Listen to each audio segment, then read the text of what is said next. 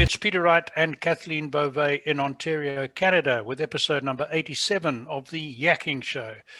This is where we talk about life, business, and more, and we aim to bring you tips and ideas for surviving in a changing world, and the world is certainly changing as we speak. As always, we have interesting guests. Today is no exception, and you've got a bonus today. We have two interesting guests, but it's not my job to introduce the guests. Kathleen does it far better than I do. Before I hand over to her, I just ask you, if you enjoy our show, please subscribe. Hit the subscribe button on YouTube or BitChute, Podbean, wherever you're watching or listening to us. It helps us with the platform, and it makes sure that you're advised of our next exciting episode, which will come to you. Enough from me for one day. So, Kathleen, welcome. How are you today? I'm doing great, Peter. Thank you. How are you? Good, thanks.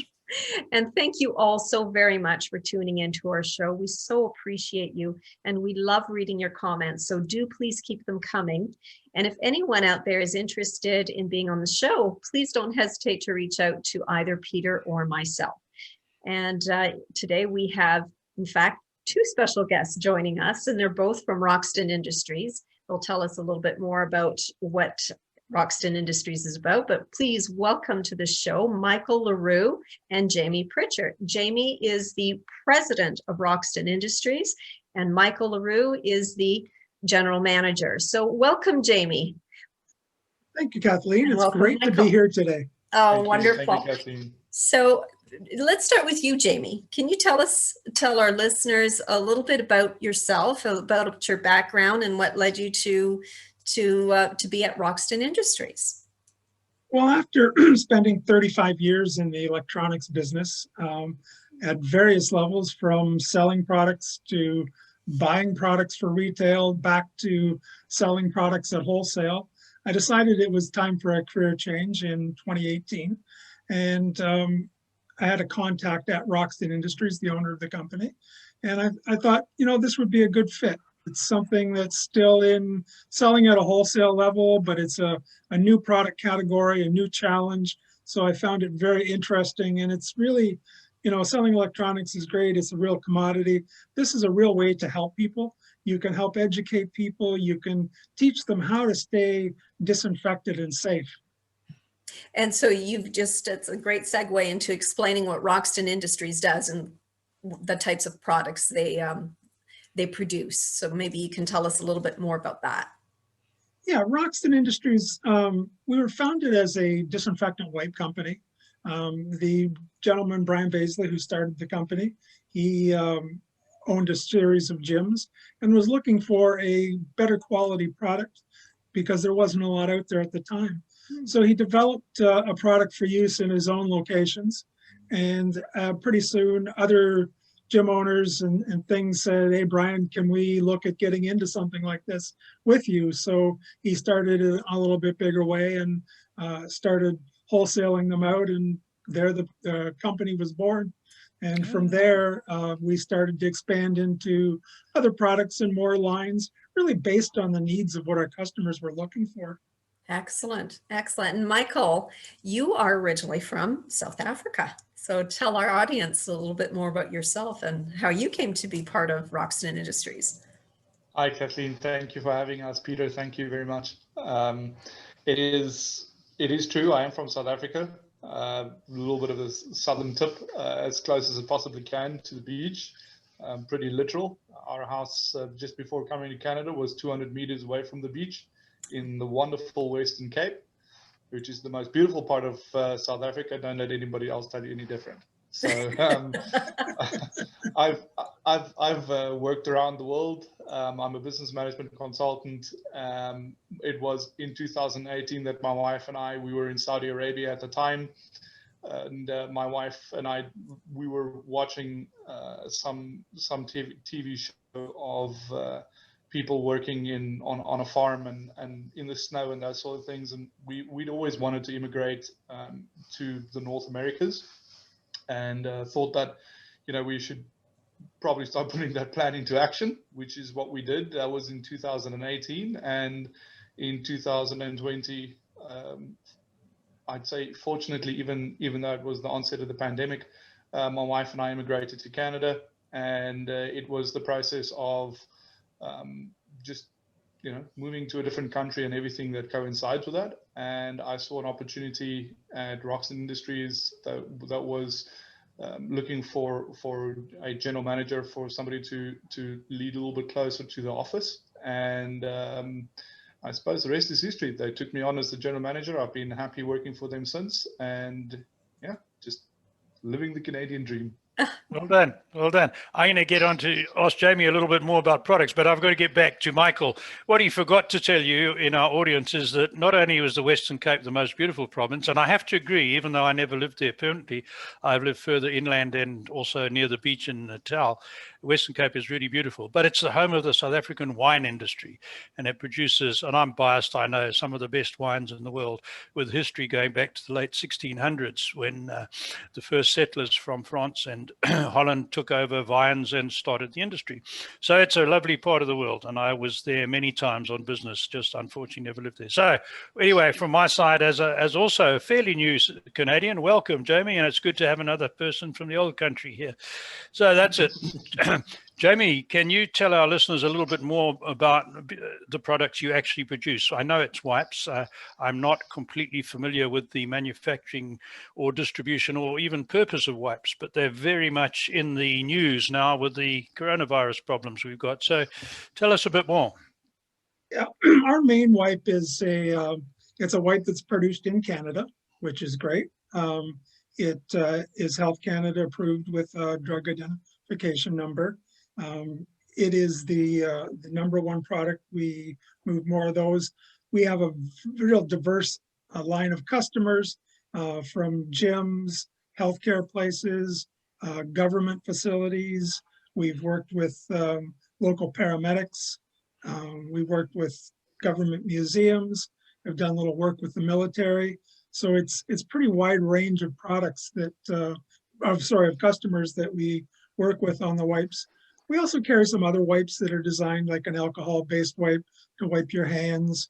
We offer a hydrogen peroxide wipe for certain specific industries and things like that. But again, the main one is our Roxton premium quality wipe. And we also do carry a few other product lines. When the pandemic hit, one of the big challenges were the problem with getting the substrate to produce the wipes. The substrate is the cloth material that wipes are made out of. And what was going on at that point in time was the manufacturers were selling almost all of their substrate to companies that were making masks. So it was really hard to get quality wood pulp product to build wipes. So I realized quite quickly we had to look at a couple other things because we were trying to keep up with our customer demand to keep them safe. So we started to move into things like our foggers that basically take a disinfectant, turn it into a fog, and you can spray an area quite quickly. So it covers a lot of area and really helps keep them safe. So it was really a way to augment wipes and help people fight off this virus. Wow, that's quite a range of applications. To the uninitiated like me, when I first spoke to Michael and he said wipes, I thought, well, that's what you use on babies' bottoms, but it's obviously wipes go a lot further than that. So that's good to hear. And looking at your website, your Roxton Industries has gone through some exponential growth in the last couple of years. So what's your secret? How have you done that? I think a lot of it is really, we don't look at the people that buy our wipes from us just as customers. We try and work very closely with them. We work on education programs.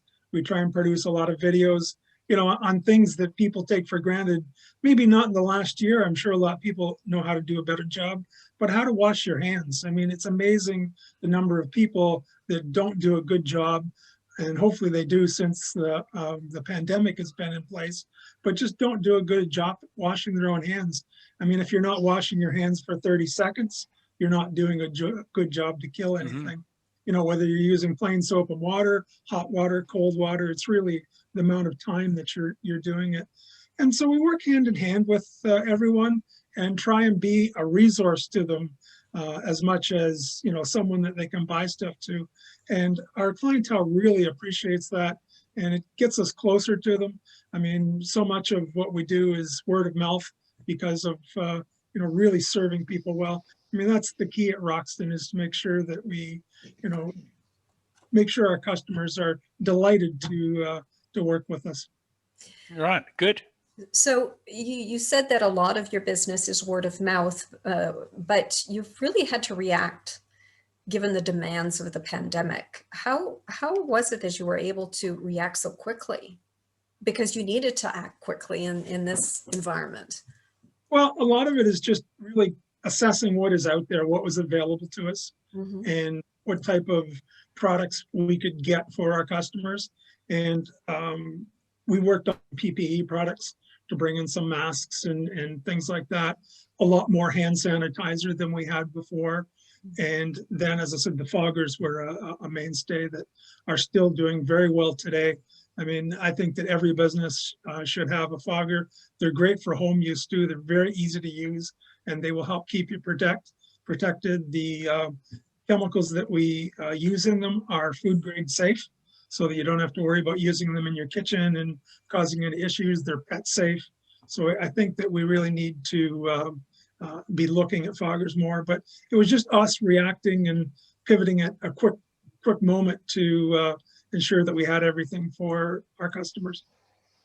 Now, for those Very good. that are listening that have no idea what a fogger is, can you explain?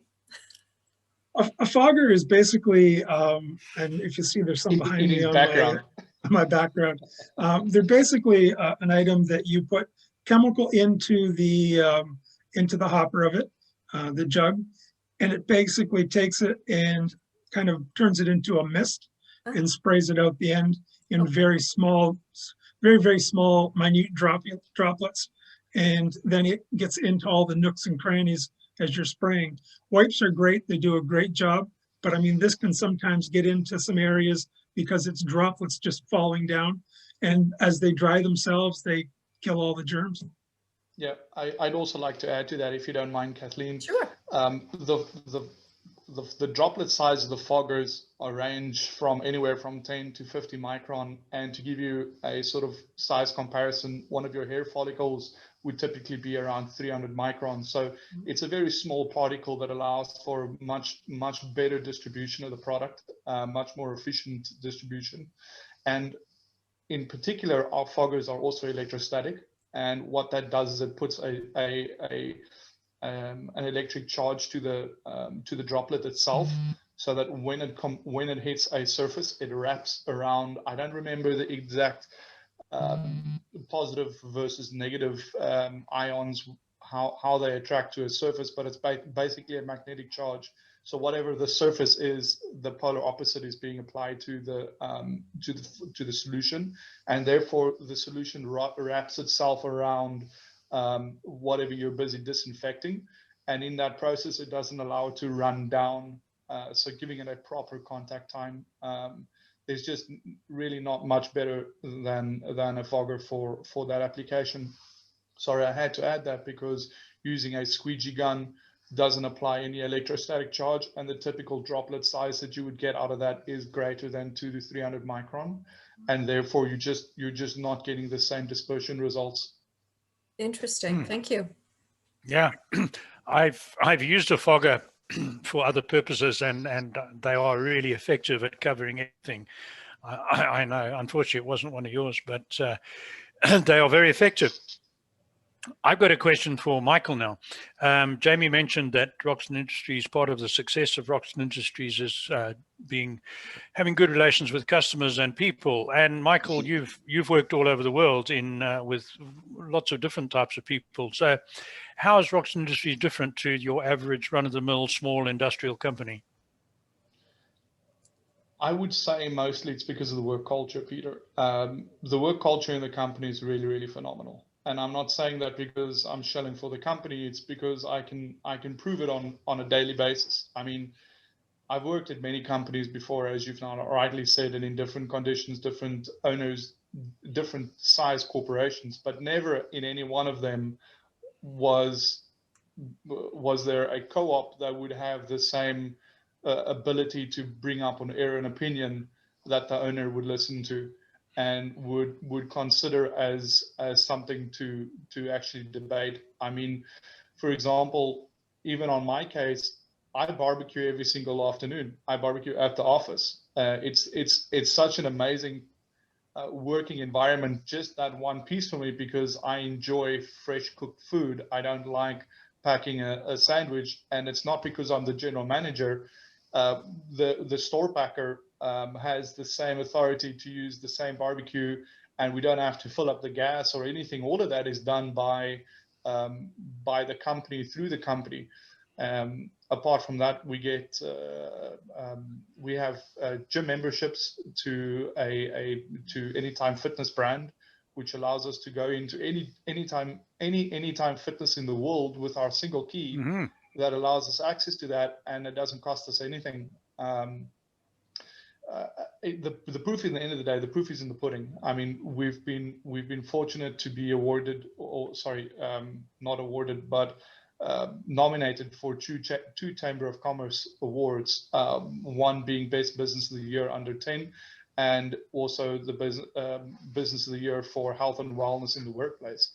And it's a testament to how the business is run. And I mean, we deal with co-ops, we deal with senior staff, we deal with middle management, and to this point, I haven't been in a better business in that regard. Wow, that's really good to hear. And I'm going to jump in quick for the benefit of our audience. Michael and I are still struggling to get used to the different version of English that we speak in Canada. So when Michael said filling the barbecue up with gas, he meant with propane, because in South Africa you put petrol in your cars, or wood. Yeah, it would be wood. But as far as gas goes, gas is used to run propane trucks, and petrol is used to run cars. So my apologies. No need to apologize, but I'm sure Michael is the same as me. We've had some interesting misunderstandings since being in Canada purely on terminology, but fortunately Canadians are really good and understanding people, so we're excused our little mishaps. Lovely stuff. Well, thanks for that, Michael. So that's really good to hear. It's good to hear we have such a caring industry, local industry. Good. Kathleen, over to you. Well, congratulations to Roxton for what you've been able to accomplish. My hat's off to you, because we do need more employers like Roxton. That culture is so important for people's mental health, for work-life balance, for so many reasons. So kudos to you for that. Jamie, here's a question for you. How does Roxton get the message out to the general public? You know, you mentioned earlier again that a lot of your business is word of mouth, but how do you get, what do you use in order to get it out there to the general masses? Well, the best answer for that is when you asked me earlier about how did we react so fastly to getting things done. If you use traditional media to get it out, you're booking, things like radio or print advertising or television out, a long time in advance. It's much harder to react quickly to situations. So we rely on social media. We are heavily into Facebook, Google advertising, LinkedIn, all of the ways that we can reach people quickly. And today, I mean, we can pivot today, do something new, introduce something new, and have it out there to the masses. And we believe that that's the key to driving our message. Is that Facebook advertising? So the sponsored ads, it's not just posting, it's a combination. It's a combination of both. Oh, wow. And can I just ask, do you do all that in-house, or do you have outside people doing that for you? Yes, it is. It's done in-house. We have a marketing manager, and we believe heavily in working with the colleges and universities. We have 2 students in right now as co-ops. When I say in, they're working from home. We have one from Conestoga College program and one from the University of Waterloo program. And they just started about 3 weeks ago. Prior to that, we had 2 other students, both from Conestoga College. So we believe in working with the young people to give them a chance to work through the co-op programs, because I mean, one, it's hard for them to get a job when they don't have an experience when they're done. Yep. And two, for us, as Michael said, I mean, we are a very collaborative approach at Roxton Industries. So, I mean, they come with some great fresh ideas. I mean, and we listen to the entire group's ideas when we're talking about a project. All input is equal. I mean, mine, Michael's, the co-op students, we bring our warehouse staff in, they have ideas and thoughts because they work with the product and see it. So we take the whole team approach when we're working on things. And out of curiosity, has there been one medium that's been more successful than another? So have you seen more success on Facebook than, say, LinkedIn? It really depends what you're doing. I mean, some stuff has been more successful on different mediums, but I wouldn't be able to say that, you know, if we had all the answers, Kathleen, we'd probably be driving a lot more sales. But I mean, it's an ongoing thing. It really, because what kind of product you're looking for, you can tailor it to a certain target audience with a certain demographic. So, I mean, it changes all the time depending on what you're working with. Right. Just to tie into what Jamie said now, even if we did have more success using Instagram versus Twitter as an example, that would be for a specific product. It wouldn't be for the whole range. So the way we get our message across is a balance between all 5 platforms, and therefore it's a mix and match between them depending on whether we're running on educational posts for the day or whether it's going to be product based. Yeah, and it needs a lot of experimentation. And there's some surprising facts that come out of a bit of research. For instance, farmers, a lot of farmers use Twitter more than anything else. It doesn't sound right, but it's because it's quick. They can put a tweet out while they're driving their tractor on their mobile phone, and other farmers do the same. Yeah, there's some big agricultural groups of agricultural farmers, suppliers on Twitter. Yeah. A big following of farmers there. Michael, I was going to get onto the personal side with you for a moment. As a South African, you've had the benefit, I know, of working in different countries. So it's not as if you came straight to Canada from South Africa. But how easy has it been for you as a South African with some international experience to fit into the Canadian culture, both in life? We've joked about terminology, and I mean, we can always have laughs about that. But in general, fitting in as a foreigner in Canada and in business, in the business culture particularly. How have you found it? I think on the business side, it's a lot easier for me than the cultural side, because business is the same, whether you're applying it in New Zealand, Australia, South Africa, Saudi Arabia, or Canada. Business principles, they're pretty much constant. They're the only constant. On the side of the culture, I think it's been a little bit difficult. I mean, you touched on it a little bit earlier with regards to talking our different use of English and different terminologies. That's something that's been quite difficult for me, simply because I generally go to a country where my English is better than everybody that I speak to. Whereas I come to Canada and I probably sound like the village idiot. So that's definitely interesting and somewhat different. I will say that the Canadian employees have been the easiest for me to get into a cohesive group, get them to function. They want to learn, especially the co-op students. That's a very fresh sort of thing that I've never had the ability to deal with, because you're generally dealing with people that are set in their ways, middle managers or senior management or staff that's been at the company for 10, 15 plus years. And then you try and go in there and affect change and have them adopt the change, which is, you know, resistance to change is the most difficult aspect of my job.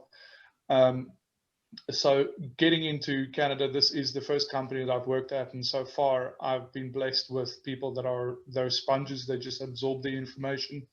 I don't necessarily need to explain something 4 or 5 times, because their fundamental understanding and background is sufficient enough so that they don't have to be taught from scratch. So from a managerial perspective as well as a cultural perspective, it's been interesting, but definitely a lot more positive than my history with other countries and other cultures. Sure. No, from my experience, I would agree too. And I'll just add, I found Canadians very, very kind, very polite, very considerate. And I've had to temper my British and Southern African directness because sometimes I'm perceived as being too direct and too harsh in Canada. So, and that's a good, I'm not criticizing, I'm saying that's a good thing. Sometimes I need to have the rough edges smoothed off, you know. So it's an interesting perspective. No, I'm glad you've had a good experience. And Jamie does a lot of smoothing with me. Pardon? Jamie does a lot of smoothing with me. Yeah, I'm sure. That's good. I'm glad you're having a good experience, and mine has been similar. So that's great. Jamie, I think Kathleen wanted to ask you something else before I get carried away. So Jamie, what is the future direction for Roxton Industries? Oh, I think I'd have to get my crystal ball out to answer that precisely, but you know, it's really we work to meet our customers' demands. You know, there's products coming down the line with some new technologies that I think will enhance their lives. There'll be products that they're asking us for, some everyday products that might not be as exciting. But I mean, we want to make sure that we're working to what they're looking for. And, you know, we're a company that's in it for the long haul, though. I mean, there's a lot of companies that have jumped in and they're importing wipes and, you know, flooding the market with stuff that's really poor quality. I mean, we get samples of it all the time just to look at as comparisons. So we really want to work with our customers and bring them good value, good product, and just continue on that realm and continue helping to educate them, because one of our famous sayings are that there's a big difference between clean and disinfected. You can have a super clean home, a super clean office, a super clean restaurant, but if you're not working on a disinfection program, you know, you can have some scary things in there. Sure. Interesting. Yeah. And I guess there's a lot of application or a lot of uses that you haven't even come across. And I was telling Michael when we spoke before, I was visiting a dairy farmer and he was expecting an inspection, I think the first one in 2 years, of his dairy the next day. So he was cleaning everything, and he was cleaning a plastic covered door with a wipe. And I said, well, what's that? He said, no, it's a wipe. It's disinfecting and cleaning because it's got a detergent quality. I don't know if it was one of yours or not. And it was doing a wonderful job. He said, there you go. Look, it's clean. It's got all the marks off and it's disinfected all at the same time. So I thought, wow, who would have ever thought of cleaning a dairy on a farm with a wipe? But there you go. Well, I'll take you one further in that, Peter. Yeah. There's wipes available that the dairy farmers use right on the animals themselves. Is that right? Before they put their equipment onto the suction equipment, they clean them with a specific wipe. So there's all kinds of wipes. And the last thing I'd like to say about our wipes are they're the commercial grade wipes. They're not the wipes that you're going to buy at a grocery store or something like that. They are a much better quality wipe. They're thicker. They hold the liquid longer. They're more absorbent, and they do a much better job. That's great. We're running towards. Sorry, they're probably, and at a per wipe price more competitive. Yeah, sure. We're running towards the end of our time, so I've got to ask either or both of you or Michael, whoever wants to answer this one. How do people contact you if they want to buy your products or find out more? How do they get hold of you? Michael, why don't you take that? If they want to. Perfect. If they want to buy directly from us and not deal with one of our wonderful sales representatives that are always on the phone, they can reach the business directly at roxtonindustries.ca. Okay. And it is we've got an online store there that will take them through pillar to post from beginning to end, where they will make their order and choose their shipping location. If there's anything that they feel that they would like to purchase more of, sometimes specifically because of the pandemic, we've had to place certain restrictions on products so that we can get more going out to more people as opposed to people hoarding it. Sure. If there is in some particular case where they couldn't necessarily get an order through, they can just phone and one of the sales reps will be able to help them get that along further. And then we're also on the phone. We're available at 855-348-9473. And then we also have our info email, which is info@roxtonindustries.com. And then my personal email, which is michael@roxtonindustries.com. And it's Michael, M-I-H-A-E-L, not E-A-L. And it's something that some people in Canada have gotten wrong. Just my name. Just for clarity. I don't know, Jamie, do you want your email address public? Sure, absolutely. Happy to talk to anybody always. It's Jamie. It's Jamie, Jamie, @roxtonindustries.com. Okay, so just for clarity, the website is .ca, Canadian registration, but the email is on a .com website, correct? That is correct. Okay. Got it. I got it. And they can use the same contact details if they're trying to find more out about products that would be suitable for their application. Correct? Absolutely. We always love suggestions too. Good. That's enough from me. So I'm going to hand back to Kathleen. Great. Thank you so much, Michael and Jamie, for joining us today from Roxton Industries. We really appreciated your time with us. And thank you all so very much for tuning into our show. We so appreciate you, and we love reading your comments. So again, please keep them coming. And if anyone out there is interested in being a guest on the show, please don't hesitate to reach out to either Peter or myself. Until next time, bye-bye, everyone.